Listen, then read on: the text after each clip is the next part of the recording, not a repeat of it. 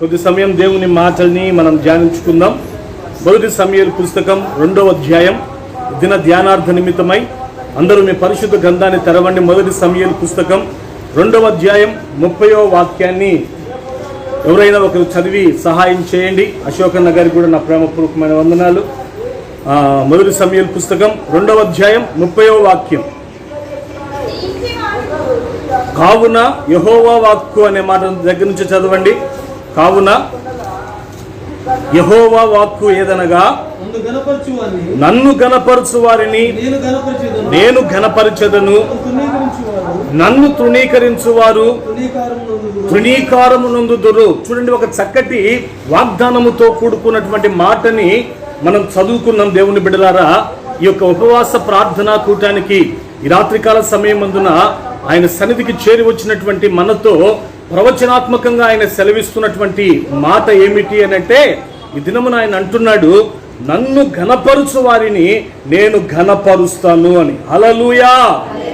నన్ను ఘనపరుచు వారిని నేను ఘనపరుస్తాను. చూడండి, ఈ యొక్క బుధవారమున నా ప్రభు ప్రవచనాత్మకంగా ఈ మాటలు ఇక్కడ ఉన్నటువంటి ప్రతి ఒక్కరితో చెప్తున్నారు. ఈ లోకములో నేటి దినమున మనుగడ సాగిస్తున్నటువంటి ప్రతి ఒక్కరు కూడా ఏం కోరుకుంటారు అనంటే, ఘనతను కోరుకుంటారు. నేను నా బంధువుల మధ్యలో, రక్త సంబంధికుల మధ్యలో నేను ఘనంగా ఉండాలి, నా తోటి ఉద్యోగస్తుల మధ్యలో నేను ఘనంగా ఉండాలి, సంఘములో నేను ఘనంగా ఉండాలి, నా ఇరుగు పొరుగు వారి మధ్యలో నేను ఒక ఘనతాస్పదంగా ఉండాలి అని చెప్పి ప్రతి ఒక్కరు కూడా ఆ ఘనతను కోరుకుంటారు. ఏ ఒక్కరు కూడా ఘనహీనతను ఆ పొరపాటున కూడా ఆశించరు. దేవుని బిడ్డలారా, ఈ రోజున మనం ఆరాధిస్తున్నటువంటి యేసు ప్రభుల వారు కూడా ఎవరు అనంటే, ఆయనను సేవిస్తున్నటువంటి ఆయన బిడ్డలను ఆయన ఘనపరిచేటువంటి దేవుడై ఉన్నాడు. హల్లెలూయా! చూడండి, పరిశుద్ధ గ్రంథమైనటువంటి బైబిల్లో నేను రెఫరెన్స్లు మాత్రం చెప్తూ వెళ్తాను. మీరు చదవాల్సిన అవసరం లేదు. మీరు నా వైపు చూస్తూ శ్రద్ధగా మీరు దేవుని మాటలు ఆలకించండి. బైబిల్లో కూడా మనం చూసినట్లయితే దేవుని సేవిస్తున్నటువంటి ఆయన బిడల్ని ఆయన ఘనపరిచినట్లుగా మనం చూస్తాం. మనం మొదటి దినవృత్తాంతముల పుస్తకం 29వ అధ్యాయములో 25వ వాక్య భాగంలో మనం చూసినట్లయితే అక్కడ సొలొమోనును గూర్చి ఇలా వ్రాయబడి ఉంటది. ఏమన్నట్టే, అందరి ఎదుట బహుగా అతనిని ఘనపరచడట దేవుడు.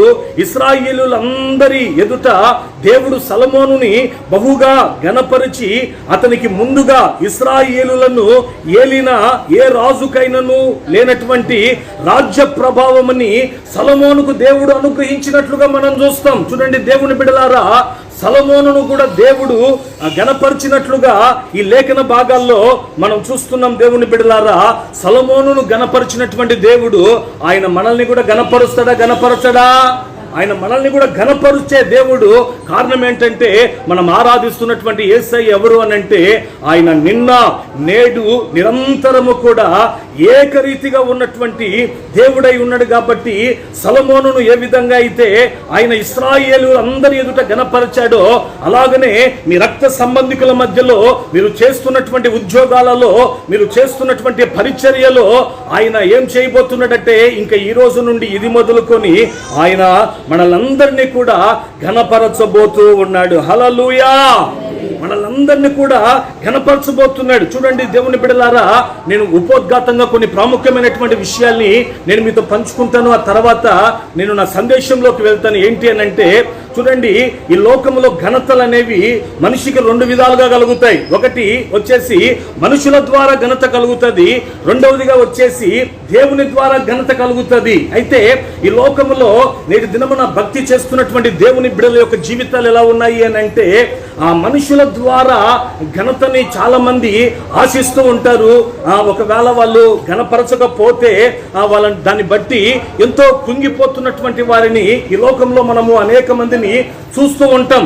వారు మమ్మల్ని పట్టించుకోవట్లేదు, మమ్మల్ని అసలు ఘనపరచట్లేదు అనేసి కుంగిపోయే వాళ్ళని మనం చూస్తూ ఉంటాం. చూడండి, అయితే దేవుని బిడ్డలారా, నిజమే మనుషుల ద్వారా ఘనత అనేది కలుగుతుంది. చూడండి, బైబిల్లో బిలాము అనేటువంటి ఆ యొక్క ప్రవక్తతో బాలాకు అనేటువంటి ఒక రాజు ఏమని అంటాడు అని అంటే, ఇదిగో నేను నిన్ను పిలిపించాను కదా, నా పని వాళ్ళను పంపించాను, ఇదిగో వాళ్ళ వెంట నువ్వు రమ్మంటే ఎందుకు నువ్వు రాలేదు, ఇదిగో నీవు వస్తే నేను నిన్ను ఘనపరచలేనా అంటాడు. అంటే మనుషులు మనల్ని ఘనపరుస్తారు. మనుషులు మనల్ని ఏం చేస్తారు దేవుని బిడ్డలారా? ఘనపరుస్తారు. అయితే మనుషుల ద్వారా కలిగేటువంటి ఆ యొక్క ఘనతను మనం పొరపాటును కూడా పొందుకోకూడదు. ఎందుకు మనము మనుషుల ద్వారా కలిగేటువంటి ఆ యొక్క ఘనతని మనం పొందుకోకూడదు అని అంటే దానికి గల కారణం ఏంటి అని అంటే, మనుషుల ద్వారా కలిగేటువంటి ఆ యొక్క ఘనత అనేది అది ఎలాంటిది అని అంటే అది శాశ్వతమైనది కాదు, అది అశాశ్వతమైనది అనేసి నేను చెప్పట్లేదు, కానీ దేవుని వాక్యం మనకు సెలవిస్తుంది. దేవుని బిడ్డలారా చూడండి, అందుకు నేను మీకు ఉదాహరణగా మీకు ఒక వ్యక్తిని నేను మీకు పరిచయం చేస్తాను. ఆ యొక్క వ్యక్తి పేరు ఏం పేరు అని అంటే మర్దుకై. చూడండి, మర్దుకై రాజు యొక్క ప్రాణాలను ఏం చేస్తాడండి? కాపాడుతాడు. కాపాడినటువంటి ఆ యొక్క సందర్భంలో రాజు అతనిని ఏం చేయాలనుకుంటాడు అని అంటే ఘనపరచాలనుకుంటాడు. అయితే అతన్ని ఘనపరిచాడు. ఎలా అంటే రాజు ఎక్కేటువంటి ఆ యొక్క రథం మీద అతనికి ఎక్కించి తర్వాత అతనికి రాజవస్త్రాలు ధరింపజేసి ఆ విధంగా ఘనపరిచినట్లుగా మనం చూస్తున్నాం. అయితే ఆ యొక్క ఘనత అనేది అది ఎలా ఉంది అతని జీవితంలో, మర్దుకై జీవితంలో అని మనం చూచినట్లయితే చూడండి, ఆ రోజు మాత్రమే అలా ప్రజల మధ్యలో ఊరేగించబడ్డాడు. కానీ ఆ తర్వాత మరుసటి రోజు అని ఎక్కడున్నాడు? గేట్ దగ్గర గేట్ వాచ్మన్ పని చేస్తూనే ఉన్నాడు. చూడండి, అంటే ఎందుకు చెప్తున్నాను అని అంటే మనుషులు మనల్ని ఘనపరిస్తే ఆ యొక్క ఘనత అనేది శాశ్వత కాలంగా ఉండదు, అది అశాశ్వతమైనది. చూడండి, ఫర్ ఎగ్జాంపుల్గా మన కుటుంబంలోనే మనం చూసామనుకోండి, మనకు పిల్లలు ఉన్నారు కదా, మన పిల్లలు వాళ్ళు అడిగింది మనం కొనిచ్చామనుకోండి, వాళ్ళు మనల్ని ఏం చేస్తారండి? ఘనపరుస్తారు. ఏమంటారు అని అంటే, మా డాడీ అంత మంచి డాడీ ఇంకొకడు లేడు, మా మమ్మీ చాలా మంచిది అని అంటారు. అయితే ఏదైనా వాళ్ళు తప్పు చేశారనుకోండి, అప్పుడు మనం గద్దించామనుకో, వాళ్ళు ఏం చేస్తారు? వెంటనే దాన్ని బట్టి వాళ్ళు మన మీద అలగడము, చూడండి మన మీద సనుక్కోవడం అనేవి మనం చూస్తాం. చూడండి, మనుషులు వారికి మనం అనుకూలంగా ఉంటేనే వారు మనల్ని ఏం చేస్తారంటే ఘనపరుస్తారు, ఒక ఘనమైనటువంటి స్థితిలో పెడతారు. చూడండి, 365 రోజుల్లో ఏదైనా ఒక్క రోజు వారికి అనుకూలంగా మనం నడుచుకోకపోతే మరలా ఎవరైతే మనల్ని ఘనపరిచారో ఆ స్థానం నుండి వాళ్ళే మనల్ని ఏం చేస్తారండి? దించేస్తారు. అంటే మనుషుల ద్వారా కలిగేటువంటి ఘనత అది అస్థిరమైనది. కాబట్టి దేవుని బిడ్డలమైనటువంటి మనము ఘనతను కోరుకోవాలి. అయితే ఎవరి ద్వారా కలిగేటువంటి ఘనతను మనం కోరుకోవాలంటే దేవుని ద్వారా కలిగేటువంటి ఘనతను మనం కోరుకోవాలి. ఎందుకు అని అంటే ఆయన మనకు అనుగ్రహించేటువంటి ఘనత అది ఎలాంటి ఘనత అనంటే అది ఎడతెగని ఘనత. హల్లెలూయా. చూడండి, బైబిల్లో యోబు గ్రంథం 29వ అధ్యాయం చదువుతారు. చూడండి, యోబు గ్రంథం 29వ అధ్యాయం, యోబు గ్రంథం 29వ అధ్యాయం 19వ వాక్యాన్ని చదువుతారు. చూడండి, యోబు గ్రంథం 29వ అధ్యాయం 19వ వాక్యం. నా వేళ్ళ చుట్టూ నీళ్లు వ్యాపించెను, మంచు నా కొమ్మల మీద నిలిచెను. చూడండి, ఈ మాటను మీరు నోట్ చేసుకోవాలి. యోబు అంటున్నాడు ఏమన్నట్టే, నాకు ఎడతెగని ఘనత కలిగెను, నాకు ఎడతెగని ఘనత కలిగెను. చూడండి, యోబుని దేవుడు ఘనపరిచాడట. దేవుడు ఘనపరిస్తే అది ఎలాంటి ఘనత? యోబు చెప్పు అనంటే తన నోటితో ఒప్పుకుంటున్నాడు. దేవుడు ఘనపరిచినటువంటి ఆ ఘనత తన జీవితంలో అది ఎలా ఉంది అనంటే తన కన్ఫర్స్ చేస్తున్నాడు. ఏమనంటే ఎడతెగని ఘనతను దేవుడు నాకు అనుగ్రహించాడు. మనుషుల ద్వారా కలిగే ఘనత అది అశాశ్వతమైనదైతే ఈ రోజున దేవుని ద్వారా కలిగేటువంటి యొక్క ఘనత అనేది ఎలాంటిది అనంటే అది ఎడతెగనిది. కాబట్టి ఈ రోజున మన జీవితంలో ఘనతను కోరుకుంటున్నటువంటి మనము మనుషుల ద్వారా ఘనపరచబడాలనేసి మనం ఆశించకూడదు. మన దేవుని ద్వారా మనం ఘనపరచబడాలని కోరుకోవాలి. ఎందుకు అనంటే ఆయన ద్వారా కలిగేటువంటి ఆ యొక్క ఘనత అనేది తరతరములు నిలిచి ఉంటది. అది నీతోనే ఆగిపోదు, అది నీ పిల్లల ఆ ఘనతని అనుభవిస్తారు అని చెప్పేసి నేను చెప్పట్లేదు, కానీ ఈ పరిశుద్ధ గ్రంథమైనటువంటి బైబిల్ చెప్తుంది. చూడండి దేవుని బిడ్డలారా, ఈ యొక్క దైవిక స్వస్థత అద్భుత శాల ఈ యొక్క మినిస్ట్రీస్కి వచ్చినటువంటి మీ యొక్క వ్యక్తిగత జీవితాలలో మీరు ఎలాంటి సమస్యల చేత ఏడవబడుతూ ఈ రోజున మీరు ఇక్కడికి వచ్చున్నారో, ఇంతవరకు ఈ రోజున ఒకవేళ మీ జీవితంలో ఘనతను మీరు చూడలేక కన్నీళ్ళన్నీ మీరు అన్నపానాలుగా భుజించారేమో దేవుని బిడ్డలారా, ఈ రోజున అవమానాస్పదంగా మీ బంధువుల మధ్యలో ఈ రోజున మీరు ఉంటూ వచ్చారేమో. ప్రవచనాత్మకంగా ఈ రోజున నా నోట నా దేవుడు ఈ మాటలు ఉంచి చెప్తున్నాడు. నమ్మినటువంటి వారు దేవుని మహిమను చూడబోతున్నారు. నిశ్చయముగా నా దేవుడు ఇక్కడ ఉన్నటువంటి మనలందరినీ కూడా ఈ రోజు నుండి ఆయన ఘనపరచబోతున్నాడు. చేతులెత్తి చెప్దాం గట్టిగా, హల్లెలూయా, హల్లెలూయా. ఆయన మిమ్మల్ని వెంటాడుతున్నటువంటి ప్రతి విధమైనటువంటి రోగాలలో నుండి, మిమ్మల్ని వెంటాడుతున్నటువంటి ప్రతి విధమైనటువంటి ఆర్థికపరమైనటువంటి ఇబ్బందులలో నుండి, మిమ్మల్ని వెంటాడుతున్నటువంటి ప్రతి విధమైన శాపభరితమైనటువంటి అనుభవాలన్నిటిలో నుంచి నా దేవుడు మిమ్మల్ని విడిపించి ప్రవచనాత్మకంగా ఈ మాటలు చెప్తున్నాడు. మీ హృదయం అనేటువంటి పలక పైన ఈ మాటలు రాసుకోండి. నిశ్చయముగా నా దేవుడు ఈ పరిచర్యలను ఘనపరచబోతున్నాడు. ఈ పరిచర్యలతో అంటు కట్టబడినటువంటి మీ కుటుంబాల్ని కూడా నా దేవుడు ఇంకా ఈ రోజు నుండి ఆయన ఘనపరచబోతున్నాడు. ఆమేన్. అయితే చూడండి దేవుని బిడ్డలారా, రక్షణ పొందక మునుపు దేవుడు ఏం చేస్తాడు అనంటే, ఆయన దగ్గరికి వచ్చిన వెంటనే మన జీవితాల్లో కార్యాలు చేస్తాడు. ఏం చేస్తాడండి?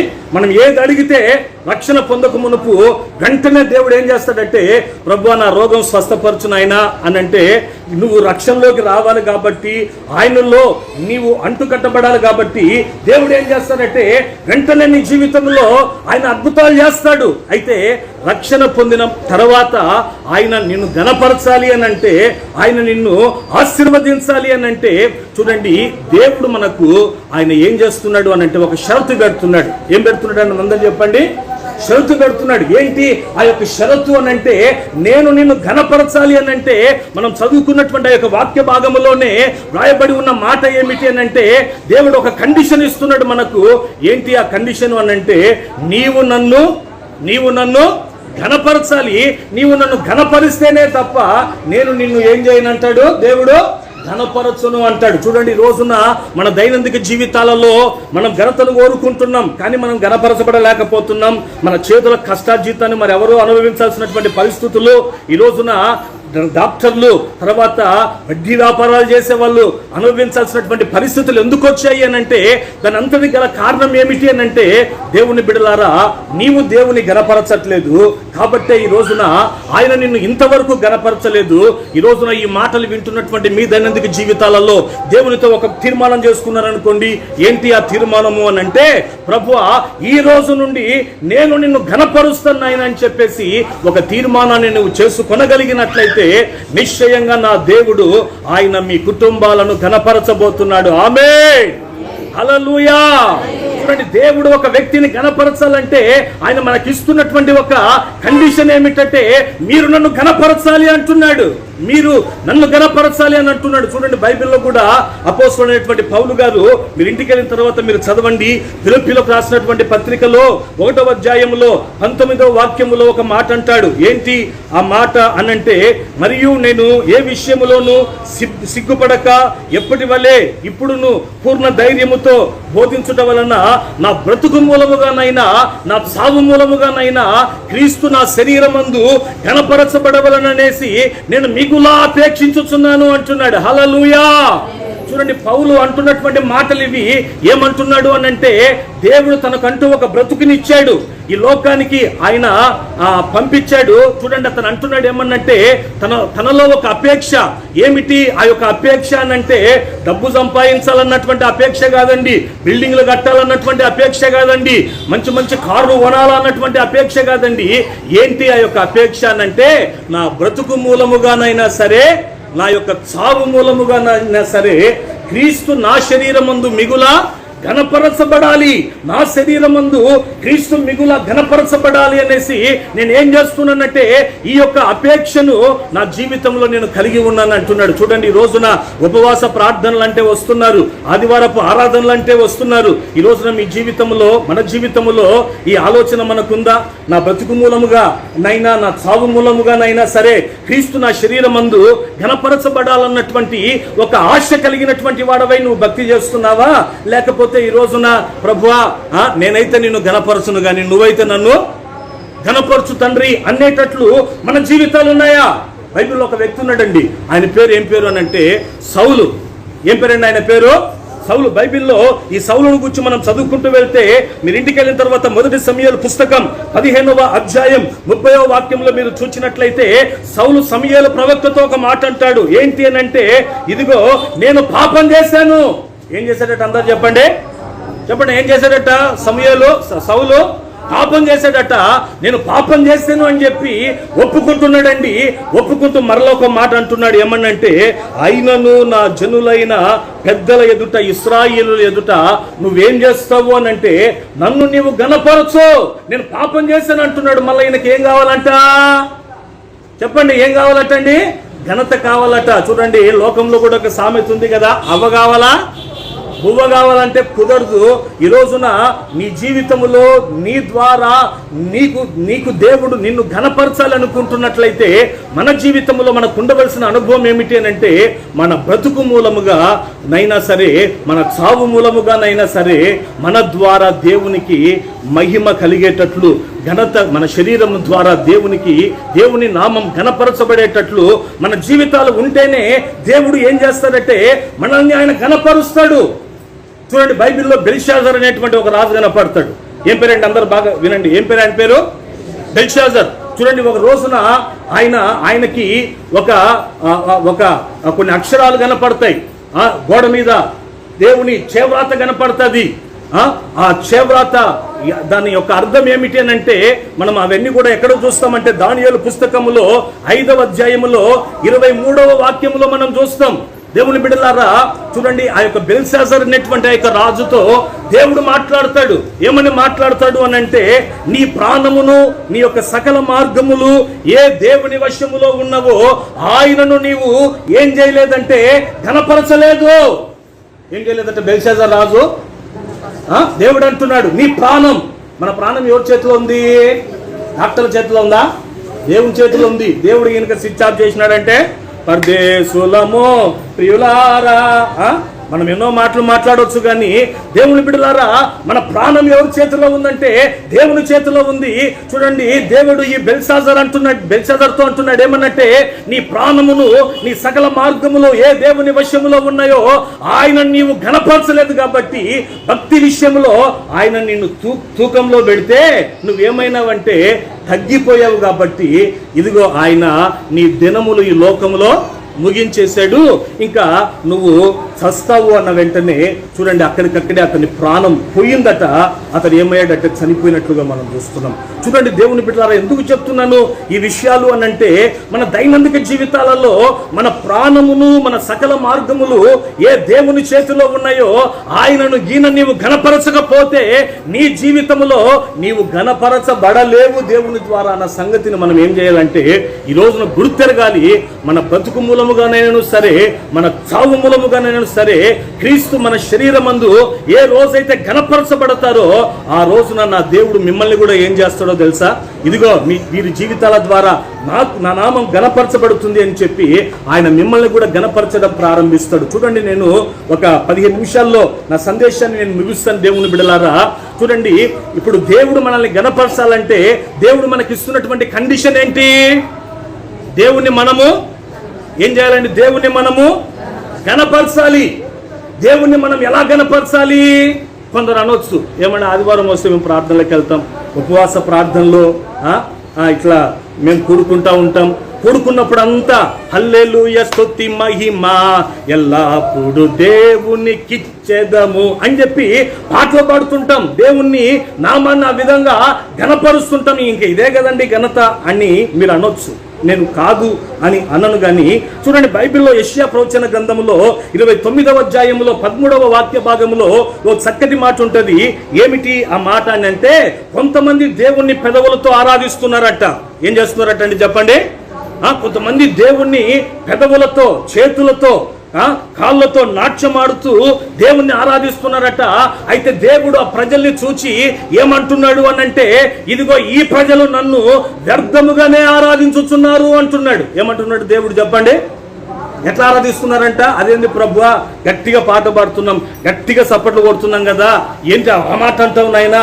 ఆరాధన ద్వారా మేము ఆశీర్వాదాలు పొందాలని చెప్పి మేము మీ సన్నిధికి వస్తే ఇంతలావు మాట నువ్వు అంటే మాకు చాలా బాధకరంగా ఉంటుంది అని అంటే, ఆ దేవుడు అంటాడు ఏమన్నంటే, పెదవులతో మీరు నన్ను స్తుతిస్తున్నారు కానీ దేవుడు అంటాడు ఏమన్నంటే, మీ హృదయాలు ఎలా ఉన్నాయంటే చాలా దూరంగా ఉన్నాయి. కాబట్టి ఈ యొక్క ఆరాధన ఎలాంటి ఆరాధన అంటే అది వ్యర్థమైన ఆరాధన. ఆ ఆరాధన ద్వారా మీ జీవితంలో ఎటువంటి ఆశీర్వాదాల్ని మీరు పొందుకోలేరు అని చేసి ఖచ్చితంగా ప్రభు చెప్తున్నాడు. అంటే దేవునికి మన ద్వారా ఘనత కలగాలి అని అంటే పెదవులతో దేవుని స్తుతించడం మాత్రమే కాకుండా మన దైనందిక జీవితాలలో మరి కొన్ని శ్రేష్టమైన అనుభవాల్ని మనం కలిగి ఉండాలి. వాటి ద్వారా కూడా దేవుని నామం ఏమవుతుంది అని అంటే ఘనపరచబడుతుంది. ఏంటి ఆ యొక్క శ్రేష్టమైనటువంటి లక్షణాలు మనం కలిగి ఉండవలసినవి అని మనం చూస్తే, మొట్టమొదటిగా చదవండి సామెతల గ్రంథం 14వ అధ్యాయం, సామెతల గ్రంథం 14వ అధ్యాయం 31వ వాక్యం.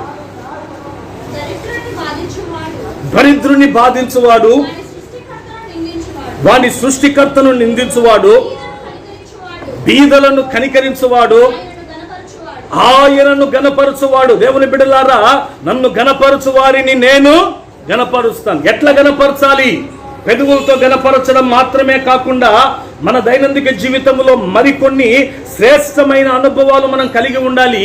మనం దేవుడు మనల్ని గణపరచాలంటే దేవుని మనం ఎలా గణపరచాలి అని అంటే, జ్ఞాని అయినటువంటి సొలొమోను అంటున్నాడు ఏమనంటే, దరిద్రుణ్ణి బాధించువాడట, వాని సృష్టికర్తను నిందించువాడట, బీదల యందు కనికరం ఉంచువాడు, ఆయనను ఏం చేస్తున్నాడట? గణపరుస్తున్నాడట. అంటే చూడండి, దేవునికి ఘనత కలిగేది ఒకటి ఉంది.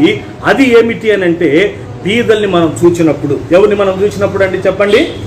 బీదల్ని మనం చూచినప్పుడు వారి యందు మనం ఏం పడాలి? కఠినమైన హృదయం కలిగి మనం ఉండకూడదు. వారి యందు మనం కనికరపడాలి. కనికరపడి మనం ఏం చేయాలంటే అటువంటి వారికి మనము సహాయం చేయాలి. అలా సహాయం చేయడం అంట అది ఎవరిని గణపరిచినట్లు అనంటే దేవుని గణపరిచినట్ట. చూడండి, లూకా సువార్తలో కూడా 4వ అధ్యాయంలో 18వ వాక్యములో ఒక చక్కటి మాట ఉంటది.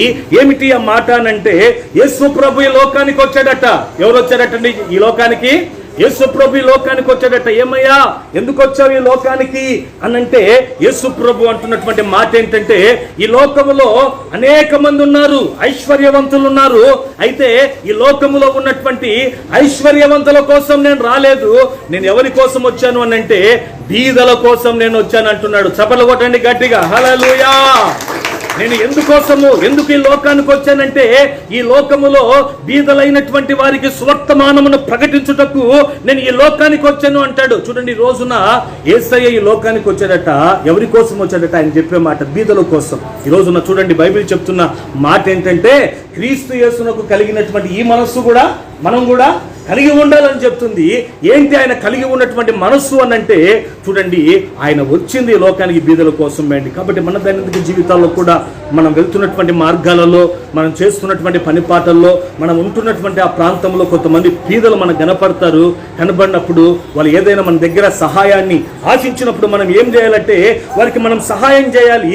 ఎందుకు చేయాలి అని అంటే, కీర్తన గ్రంథం 41వ అధ్యాయం 1వ వాక్యంలో ఒక చక్కటి మాట ఉంటుంది. ఏంటి ఆ మాట అనంటే, బీదలను కటాక్షించువాడు ధన్యుడట, ఆపత్కాలమందు యెహోవా వానిని తప్పిస్తాడు. చూడండి, నేను ఒక మాట ప్రశ్న వేస్తాను మిమ్మల్ని.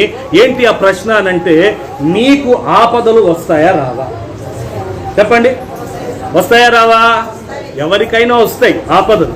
చూడండి, ఎవరికైనా వస్తాయి ఆపదలు. కరోనా కాలంలో వచ్చిన ఆ యొక్క ఆపద, ఎంతో మంది ఆ ఆపదలో నుండి కొందరైతే తప్పించబడ్డారు, కొంతమంది అయితే కాటికి కాలు చాపారు. దేవుని బిడ్డలారా, చూడండి, ఆపదలు అనేవి ప్రతి ఒక్కరికి వస్తాయి, నీతిమంతులకు కూడా వస్తాయి. యేసయ్య బైబిల్లో ఒక చక్కటి మాట ఉంటుంది ఏంటంటే, నీతిమంతులకు కలుగు ఆపదలు అనేకములు అని. అయితే ఆపదలు అనేవి వచ్చినప్పుడు ఆ ఆపదల్లో నుంచి మనం తప్పించబడాలన్నా తప్పించబడకూడదా? చెప్పండి, తప్పించబడాలి. అయితే ఆపత్కాలములో దేవుడు ఎవరిని తప్పిస్తాడు అనంటే ఎవరైతే బీదల యందు కటాక్షం చూపుతాడో అట్టి వారినేనట దేవుడు ఆపదలు వచ్చినప్పుడు వాటిలో నుంచి తప్పిస్తాడట. చూడండి, ఈ రోజున చాలా మంది అనుకుంటారు నుండి తప్పించేది డబ్బు, నాకు డబ్బు ఉంది కాబట్టి నన్ను ఏ ఆపద ఏమీ చేయలేదు అనుకుంటారు. చాలా మంది అనుకుంటారు నాకు ఏదైనా ఒక ఆపద వస్తే డాక్టర్లు నన్ను తప్పిస్తారు అని. చూడండి దేవుని బిడలారా, కరోనా కాలములో మేము ఎంతో మంది మహానుభావులను చూసాం, కోట్లకు పడగలెత్తినటువంటి వారిని చూసాం. అయితే వారి డబ్బు వారిని కాపాడిందా? ఇటలీ ప్రాంతంలో అయితే చూడండి, కరోనా వచ్చినప్పుడు అనేక మంది వారి ఇంట్లో చనిపోయారండి. చనిపోయినప్పుడు వారి ఎంతో ఖర్చు పెట్టారు. అయితే డబ్బు కూడా ఖర్చు పెట్టితే ఆ డబ్బు ద్వారా వారి ప్రాణాలు రక్షించబడలేదు అని చెప్పేసి ఇటలీ ఆ యొక్క ప్రాంతాల్లో వీధుల్లో డబ్బులు చల్లారండి. ఎక్కడ చల్లారు? వీధుల్లో చల్లారు. ఇవన్నీ మనం చూసినటువంటి విషయాలే. చూడండి, ఈ రోజున మనల్ని మన డబ్బు తప్పించదు, డాక్టర్లు తప్పించరు, లేకపోతే మనం నమ్ముకున్నటువంటి వారు మనల్ని తప్పించరు. ఆపద వచ్చినప్పుడు ఆపద వచ్చేది మనల్ని తప్పించేది ఎవరు అని అంటే దేవుడు ఒక్కడే అండి. ఆ దేవుడు నిన్ను తప్పించాలంటే నీకైనా నాకైనా ఉండవలసిన ఒక అనుభవం ఏంటో తెలుసా? బీదల యందు కటాక్షాన్ని చూపించాలట. అట్టివాడు ధన్యుడు. ఆపత్కాలం మందు ప్రభు వారిని ఏం చేస్తారండి? తప్పిస్తారట. చూడండి, బైబిల్లో ఇద్దరు వ్యక్తులు మనకు కనపడతారు. ఎవరు అనంటే ధనవంతుడు, లాజరు. ఈ యొక్క ధనవంతుడు డబ్బుంది అని బాగా విర్రవీగాడు దేవుని బిడ్డలారా. తర్వాత ఆ ఇంటి ముందు ఆ కురుపులతో బాధపడుతున్నటువంటి ఆ యొక్క లాజరు అయ్యా రొట్టె ముక్కలు అని అడుక్కుంటుంటే ఏ రోజైనా ప్రేమతో ఇచ్చినాడండి? తన బల్ల కింద పడిన ముక్కలు ఏరుకొని తిన్నాడంట. ఇంకా అతన్ని దూషించాడు. అతన్ని ఇంకా పేదోడు కాబట్టి చాలా నోటికొచ్చినట్లు మాట్లాడాడు దేవుని బిడ్డలారా. చూడండి, నోటికొచ్చినట్లు మాట్లాడు. బైబిల్లో రాయబడినటువంటి మాట, బీదలను దూషిస్తేనంట మన సృష్టికర్తను ఏం చేసినట్టండి? వెక్కిరించినట్లట. చూడండి, ఈ రోజున అటువంటి అనుభవాలు మన జీవితంలో మనకు ఉండకూడదు. మనము దేవుణ్ణి మనం ఘనపరిస్తే దేవుడు మనల్ని ఘనపరుస్తాడు. దేవుణ్ణి మనం ఎలా ఘనపరచాలి అని అంటే మొదటిగా వాక్యం ఏమని చెప్తుంది అని అంటే, దేవుని వాక్యం ఏమని చెప్తుందంటే దేవుని బిడలారా, మనం ఎలా ఘనపరచాలంటే బీదల ఎడల కరుణ చూపించి ఆయన మనము ఘనపరచాలి. చూడండి, మదర్ తెరెసా గురించి తెలియనటువంటి వాళ్ళు ఎవరైనా ఉంటారండి? ఆమె ఏమన్నా గొప్ప ప్రసంగికురాలా? బలలు గుద్దిందా? ఆమె పేరు ప్రతి దేశంలో తెలుసు. చిన్న పిల్లోని గదిలిచ్చినా కూడా ఆమె గురించి చెప్తారు. ఆమె అంతగా ఘనపరచబడ్డానికి గల కారణం ఏంటి అని అంటే ఆమె ఒక గొప్ప ప్రసంగికురాలు కాబట్టి దేవుడు ఆమెను ఘనపరచలా. అసలు ఆమె ప్రసంగం చేసినట్టు ఎక్కడ కూడా మనకు కనపడదు. ఆమె చేసింది ఏంటి అని అంటే బీదల ఎడల జాలి చూపించింది. హల్లెలూయా. ఈ రోజున మన దైనందిక జీవితాల్లో కూడా దేవుడు మీ కుటుంబాల్ని మామూలుగా ఘనపరచాలని ఆయన కోరుకోవట్లేదు. దేవుని బిడ్డలారా, ఆయన దేశం యొక్క ఉన్నత స్థలముల మీద ఆయన మిమ్మల్ని ఎక్కించాలనుకుంటున్నాడు. అలా దేవుని ద్వారా మీరు ఘనపరచబడాలి అని అంటే వాక్యం ఏమని చెప్తుందంటే మన బ్రతుకుల్లో బీదల ఎడల మనము ఏం చూపించాలండి? జాలి చూపించేటువంటి వ్యక్తులుగా మనం ఉండాలి. ఆమేన్. చూడండి, రెండవది మరొక అనుభవాన్ని చెప్పి నేను ముందుకెళ్తాను. మలాకి గ్రంథం 1వ అధ్యాయం, ఎవరైనా ఒక చదివి సహాయం చేయండి. మలాకి గ్రంథం 1వ అధ్యాయం 5వ వాక్యం. 1వ అధ్యాయం 5వ వాక్యం త్వరగా చదవండి. 1వ అధ్యాయం 5వ వాక్యం. కుమారుడు తన తండ్రిని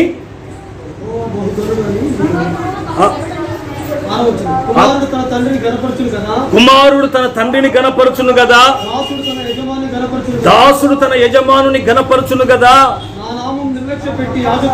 నా నామమును నిర్లక్ష్య పెట్టు యాజకులారా, నేను తండ్రినైతే నాకు రావాల్సినటువంటి ఘనత ఏమాయను. చూడండి, దేవుడు తన ప్రజలైనటువంటి ఇశ్రాయేలుతో ఆయన అంటున్నటువంటి మాటలు ఇవి. ఏమంటున్నాడంటే, ఓ ఇశ్రాయేలులారా, ఇదిగో నా వైపు చూడండి అంటూ ఏమంటున్నాడంటే, కుమారుడు ఏం చేస్తాడు అని అంటే తన తండ్రిని ఘనపరుస్తాడు కదా, తన తండ్రిని గణపరుస్తాడు కదా. దాసుడు ఏం చేస్తాడంటే తన యజమానుని గణపరుస్తాడు కదా. చూడండి దేవుని బిడ్డలారా, తన తండ్రి ఎలాంటి వాడైన కుమారుడు తన తండ్రి గురించి బయట గొప్పగా చెప్తాడో ఘనహీనంగా చెప్తాడండి? చెప్పండి, గొప్పగానే చెప్తాడు కదా. ఇప్పుడు దాసుడు ఉంటాడు, యజమానుడు ఉంటాడు. తన దాసుడు యజమానుని గురించి బయటికి ఎక్కడికి అతను ఎలాంటి వాడైనా కూడా ఎలా చెప్తాడు? గొప్పగానే చెప్తాడు కదా బైబిల్లో.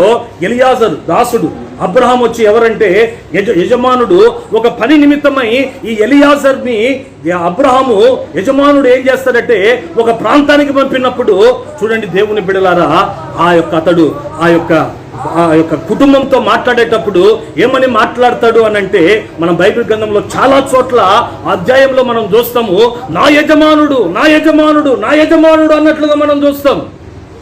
అంటే చూడండి దేవుడు కూడా అంటాడు ఏమనంటే, కుమారుడు తండ్రిని ఏం చేస్తాడు, ఘనపరుస్తాడు కదా. అలాగనే దాసుడు యజమానుని ఘనపరుస్తాడు కదా.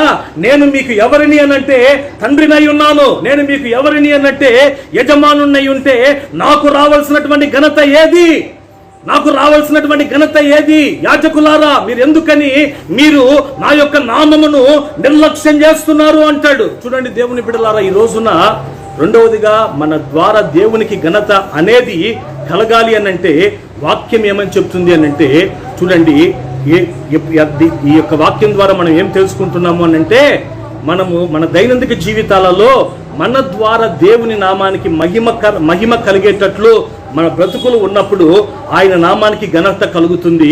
ఇంకొకటి, మన జీవితంలో మనకి ఎన్ని శోధనలు వచ్చినా ఆయన నామము కొరకు మనం సాక్షిగా నిలబడినప్పుడు ఆయన నామానికి ఘనత కలుగుతుందండి. హల్లెలూయా. చూడండి, కొన్నిసార్లు కొన్ని ఆర్థికపరమైనటువంటి శోధనలు వచ్చినప్పుడు ఏం చేస్తుంటారంటే, దేవుని ఆశ్రయించవలసినటువంటి దేవుని బిడ్డలు లోకాన్ని ఆశ్రయిస్తూ ఉంటారు. వారేదో సహాయం చేస్తారు అని చెప్పేసి చూడండి దేవుని ఎదుట మొరపెట్టకుండా కొండల వైపు కన్నులెత్తుతుంటారు. సహాయం చేసే దేవుని వైపు చేతులు ఎత్తకుండా అక్కడ దేవుని నామము అవమానపరచబడుతుందా, ఘనపరచబడుతుందా అండి? మనము సహాయం పొందుకోవాలా. ఎవరి దగ్గర నుంచి పొందుకోవాలి? యేసయ్య దగ్గర నుంచి మనం పొందుకోవాలా. దేవుని బిడ్డలారా, ఈ రోజున మన బ్రతుకుల్లో శోధనలు వస్తాయి. శోధనలు వచ్చినప్పుడు ఆ శోధనలో కూడా దేవుని కొరకు నువ్వు సాక్షిగా నిలబడగలిగినట్లయితే దాని ద్వారా నీ నామానికి ఘనత కలుగుతుంది. చూడండి, షడ్రక్ మేషక్ అబేద్నెగోల గురించి బైబిల్ మనకు బాగా తెలుసు. రాజు నిలబెట్టినటువంటి ప్రతిమకు నమస్కారం చేయకపోతే తీసుకెళ్లి అగ్నిగుండంలో వేస్తానని చెప్పినప్పుడు వాళ్ళు ఏమైనా మొక్కారండి? మొక్కల. దేవుని మాత్రమే ఆరాధించారు. మా దేవుడు వేడిమిగల అగ్నిగుండంలో నుంచి మమ్మల్ని తప్పించడానికి సమర్థుడు. ఒకవేళ ఆయన తప్పించకపోయినా మేము ఆ బొమ్మకు మొక్కము అని చెప్పి రోషం కలిగి దేవుని నామం కొరకు నిలబడ్డారండి. దేవుడు ఏం చేశాడంటే, తమది కానటువంటి యొక్క దేశంలో దేవుడు వారిని ఏం చేశాడండి? ఘనపరచడా లేదా? ఈ రోజున ఘనపరచడం లేదా? చూడండి, బైబిల్ గ్రంథంలో రాజుల మొదటి గ్రంథం 19వ అధ్యాయం 10వ వాక్యంలో కూడా ఏలియా అంటాడు ఏమనంటే, దేవునితో నీ నామము నిమిత్తము ఎన్నో కష్టాలు వచ్చినాయి ప్రభువా, ఇదిగో నీ నామము నిమిత్తము రోషం కలిగి నేను ఒక్కడే నిలబడ్డాను అంటాడు. ఆమేన్. కష్టాలు వచ్చినాయి, నీకు రాదు అని నేను చెప్పాను. దేవుని బిడ్డలారా, మనకు వచ్చినాయి. అయితే వచ్చినప్పుడు ఈ రోజున మన పరిస్థితులు ఎలా ఉన్నాయి? రోషంగా దేవుని కొరకు మనం నిలబడ్డామా? లేకపోతే ఈ రోజున శ్రమ కలిగినప్పుడు ఈ లోకాన్ని ఆశ్రయించామా? రోషంగా దేవుని కొరకు నిలబడాలండి. దేవుడు తగిన కాలమున ఎవరైతే నిలబడతారో వారిని ఆయన హెచ్చించే దేవుడై ఉన్నాడు. ఆమేన్. చూడండి, ఒక్క మాట చెప్పి ముగిచ్చేస్తా. హగ్గై పుస్తకం 1వ అధ్యాయం 8వ వాక్యం చదువుతాను. చూడండి, హగ్గై పుస్తకం 1వ అధ్యాయం 8వ వాక్యం. హగ్గై పుస్తకం 1వ అధ్యాయం 8వ వాక్యం. అధిపతులను రాజకుమారులను అన్య దేశస్థుల వల్ల వస్త్రములను వేసుకుని పర్వతము ఎక్కి మ్రానును తీసుకొని వచ్చి అనే మాటలు ఉంటాయి. మందిరమును కట్టించిన ఎడల దాని యందు నేను సంతోషించి నన్ను ఘనపరచుకొందునని యెహోవా సెలవిచ్చుచున్నాడు. చూడండి దేవుని బిడ్డలారా, యొక్క వాక్య భాగంలో 3 విషయాలు నేను చెప్తున్నాను, బాగినండి. ఒకటి, ఎప్పుడు మనకు ఘనత కలుగుతుందని యొక్క వాక్య భాగంలో ఉంది అని అంటే, పర్వతములను ఎక్కినప్పుడట. వేటిని ఎక్కినప్పుడట చెప్పండి? పర్వతములను ఎక్కినప్పుడట. రెండవదిగా మనం చూచినట్లయితే మ్రానుని నరికినప్పుడట. ఆ తర్వాత మూడవదిగా మనం చూచినట్లయితే మరొక మాట అక్కడ ఉంది. ఏంటి అని అంటే, మందిరమును కట్టినప్పుడట. ఒకటి పర్వతము ఎక్కాలి, రెండవది మ్రానును, రెండవది ఏంటంటే ఏమని చెప్పానండి? రెండవది వచ్చేసి మొదటిది వచ్చేసి పర్వతం ఎక్కాలి, రెండవది మ్రానుని నరకాలి, మూడవది వచ్చి మందిరాన్ని కట్టాలి. చూడండి దేవుని బిడ్డలారా, పర్వతం ఎక్కడం అంటే అది దేనికి సాదృశ్యము అని అంటే మనం ఆరాధిస్తున్నటువంటి యేసు ప్రభుల వారు గొలగతా అనబడినటువంటి ఆ యొక్క కొండ మీదకి సిలువను మోసుకుంటూ ఆయన వెళ్ళాడండి. మన పాపములు పరిహరించబడాలి అని చెప్పి మనం దైనందిక జీవితంలో మనం పాపం విషయమై చనిపోయి నీతి విషయమై మనం జీవించున్నట్లు ఆయన తన శరీరంలో ఆయన ఎంతో శ్రమను అనుభవించాడు. ఆయన తన సిలువను మోసుకుంటూ గొలగతా కొండ మీదకి ఎక్కినట్లుగా మనం చూస్తున్నాం. అంటే ఈ రోజున దేవుడు నిన్ను గణపరచాలి అని అంటే నీకైనా నాకైనా ఉండవలసిన ఒక అనుభవం ఏమిటి అని అంటే ఈ రోజున సిలువ దర్శనం మనకు ఉండాలి. అంటే మన దైనందిక జీవితంలో శ్రమలు అనేవి మనల్ని చుట్టుముట్టినప్పుడు ఆ శ్రమలలో మనము అధైర్యపడకూడదు. దేవుని బిడ్డలారా, శ్రమలను మనం సహించాలి, శ్రమలను మనము భరించేటువంటి వ్యక్తులుగా ఉండాలి. ఆమేన్ చెప్పండి. హల్లెలూయా. చూడండి రెండవ అనుభవం ఏమిటి అని అంటే మ్రానుని నరికి అంటున్నాడు దేవుడు. మ్రానుని నరికి అని అంటే దాని అర్థం ఏమిటి అని అంటే మన దైనందిక జీవితాలలో మనము నరకబడే అనుభవాల్లో మన జీవితాలు నడిపించబడాలి.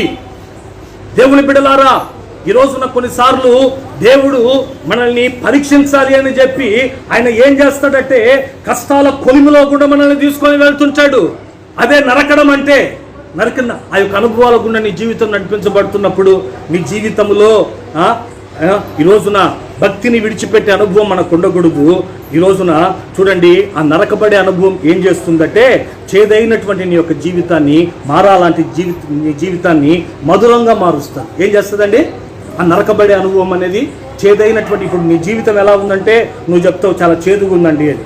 ఆ చేదైన అనుభవం మారా అనుభవం మధురంగా మార్చబడాలంటే నువ్వేం కావాలంటే దేవుడు కొన్నిసార్లు మనల్ని పరీక్షిస్తాడు, నరుకుతాడండి. శ్రమల ద్వారా మనల్ని ఇనుమ కొలివిలో నడిపిస్తున్నటువంటి ఆ సందర్భంలో చూడండి దేవుని మందిరంగా ఆ చెట్టు మార్చబడాలి అని అంటే అది నరకబడేందుకు ఆ యొక్క వడ్రంగి చేతికి అప్పగించుకున్నట్లు మనం కూడా దేవునికి అప్పగించుకునే అనుభవాల్లో మన జీవితాలు ఉండాలి. హల్లెలూయా. ఆ విధంగా నరకబడే అనుభవం మారాలంటే మన జీవితాల్ని మధురంగా మారుస్తుంది. దేవుని బిడ్డలారా, ఆ నరకబడేటువంటి యొక్క జీవితం ఇంకా ఏం చేస్తుందంటే మన జీవితంలో ఏమైతే పోగొట్టుకున్నామో వాటన్నిటిని మరలా మనకు తిరిగి ఇస్తుంది. ఇప్పుడు నేను మిమ్మల్ని అడిగాను అనుకోండి, మీరు ఏమేమి పోగొట్టుకున్నారంటే పెద్ద లిస్ట్ ఇస్తారు కదండి. వాళ్ళు అది చేశారండి, వీళ్ళు ఇది చేశారండి. ఇప్పుడు మీరు పోగొట్టుకున్న వాటన్నిటిని ఆరోగ్యంతో సహా పొందుకోవాలని ఉన్నారా? పొందుకోవాలంటే ఈ రోజున చూడండి మన జీవితంలో దేవుడు శ్రమల ద్వారా మనల్ని నరుకుతున్నప్పుడు మన జీవితాల్లో దేవునికి మనం అప్పగించుకునే అనుభవంలో మనం ఉండాలి. మూడోది మనమే దేవునికి ఒక మందిరంగా మార్చబడాలి. హల్లెలూయా. హల్లెలూయా. చూడండి చివరికి ఒక అనుభవాన్ని చెప్పి నేను ముగిస్తాను. సామెతల గ్రంథంలో 3వ అధ్యాయం 9వ వాక్యంలో ఒక మాట ఉంటుంది. ఏంటి అని అంటే నీ రాబడి అంతటిలో ప్రథమ ఫలము నీవిచ్చి నీ ఆస్తి అంతటిలో భాగం ఇచ్చి యెహోవాను మీరు ఘనపరచుడి అంటున్నాడు. ఆమేన్.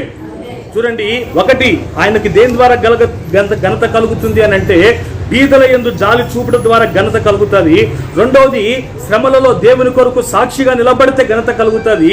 మూడవదిగా మనము మన దైనందిక జీవితాల్లో దేవుని బిడ్డలారా మనము పర్వతాన్ని ఎక్కే అనుభవం అంటే శ్రమలను సహించినప్పుడు, తర్వాత నరకబడే అనుభవాల్లో మన జీవితాలు నడిపించబడుతున్నప్పుడు ఘనత కలుగుతుంది.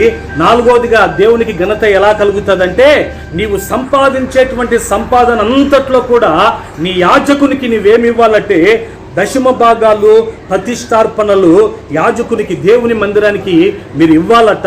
ఇస్తే దేవుడు ఏమంటున్నాడంటే ఇదిగో మీరు నన్ను ఘనపరిచినట్లు అని. హల్లెలూయా. చూడండి దేవుడు ఒక మంచి సహవాసాన్ని మనకి ఇచ్చాడు. దేవుడు మనకు మంచి ఆత్మల భారం కలిగినటువంటి సేవకుల్ని మనకి ఇచ్చాడు. ఈ రోజున ఈ పరిచర్య ఇంకా విస్తరించున్నట్లు, ఈ పరిచర్య ఈ ప్రాంతంలో ఇంకా అనేకులకు ఆశీర్వాదకరంగా ఉండున్నట్లు, ఇంకా రాబోయే దినాల్లో ఈ కర్నూలు పట్టణంలోనే ఒక చక్కటి సువిశాలమైనటువంటి మందిరాన్ని దేవుడు దైవిక స్వస్థత అద్భుతశాలకి ఈ యొక్క పరిచర్యలకి దేవుడు ఇవ్వాలా. ఆమేన్ చెప్పండి. ఆమేన్ చెప్పండి. చూడండి ఎన్నో ప్రాంతాల్లో ఉపవాస ప్రార్థనలు జరుగుతున్నాయి. వీటన్నిటికీ కూడా ఎంతో ఖర్చు ఉంది. దేవుని బిడ్డలారా ఈ రోజున ఈ పరిచర్య ముందుకెళ్ళాలంటే ఏదో ప్రార్థనలకు మనం వస్తే సరిపోదు, కానీ ప్రార్థనలకు వస్తున్నటువంటి మన దైనందిక జీవితాలలో మన ద్వారా దేవునికి ఎలా ఘనత కలుగుతుందంటే మనం ఇచ్చేటువంటి ప్రతిష్టార్పణల ద్వారా. చూడండి ఒక వాక్యం చదవండి. హెచ్కేలు పుస్తకం హెచ్కేలు పుస్తకం 44వ అధ్యాయం 30వ వాక్యం చదువుతారు చూడండి. హెచ్కేలు పుస్తకం 44వ అధ్యాయం 30వ వాక్యం. మీ ప్రతిష్టార్పణలన్నిటిలోనూ తొలిచూలు వాటన్నిటిలోనూ మొదటివియు ప్రథమ ఫలములన్నిటినీ మొదటిగా యాజకులకును మీ కుటుంబములకు ఆశీర్వాదం కలుగునట్లు మీరు ముందుగా పిసికిన పిండి ముద్దను యాజకులకి ఇవ్వాలి. చూడండి, మీ కుటుంబాల్లో ఆశీర్వాదం ఉండాలా ఉండకూడదా? చెప్పండి, గట్టిగా చెప్పండి, ఉండాలా ఉండకూడదా? చూడండి, మీ కుటుంబాన్ని దేవుడు గణపరచాలా గణపరచబడకూడదా?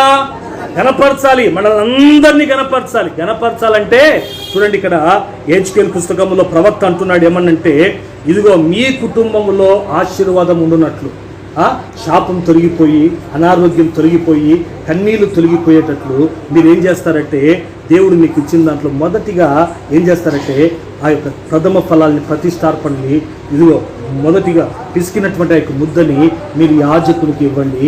అప్పుడు మీ కుటుంబాలకు ఆశీర్వాదం కలుగుతుంది. చూడండి, బైబిల్లో రాజుల గ్రంథంలో మనకు తెలుసు కదా. చూడండి, ఆ యెరూషలేములో కరువు వస్తుంది. ఆ విధవరాలు మొదటి రొట్టె తీసుకుని ఎవరి చేతికి ఇచ్చింది? మామూలుగా అయితే ఇవ్వాలని లేదా ఆమెకి. అయితే యాజకుడు చెప్పాడు ఏమని? ఇచ్చి చూడు అని. ఆమేన్. ఇచ్చాడు మొత్తం మీద. దాన్ని బట్టి దేవుని బిడలారా, ఆ కరువు కాలం అంతా ఆ కుటుంబం మాత్రమే పోషించబడ్డం కాదు, కానీ అనేక వాళ్ళ రక్త సంబంధికులు కూడా పోషించబడినట్లుగా మనం చూస్తున్నాం. చూడండి, నిశ్చయముగా నా దేవుడు ఈ రోజున మీతో ప్రవచనాత్మకంగా ఈ మాటలు చెప్తున్నాడు. ఏమంటున్నాడంటే, నన్ను గణపరచు వారిని నేను గణపరుస్తాను. చూడండి, దేవుణ్ణి మనం గణపరచాలి. మన బతికు మూలముగానైనా సరే, సావు మూలముగానైనా సరే, ఈ శరీరము ద్వారా దేవుడు గణపరచబడాలి. ఈ 4 అనుభవాల ద్వారా దేవుడు గణపరచబడతాడు. ఆమేన్. హల్లెలూయా. ఈ యొక్క వాక్యం నా దేవుడు మీ యొక్క వినికిడిలో ఫలభరితంగా మార్చునుగాక. ఈ అవకాశాన్ని ఇచ్చినటువంటి సేవకులకు నాకు నా ప్రేమపూర్వకమైనటువంటి వందనాలు.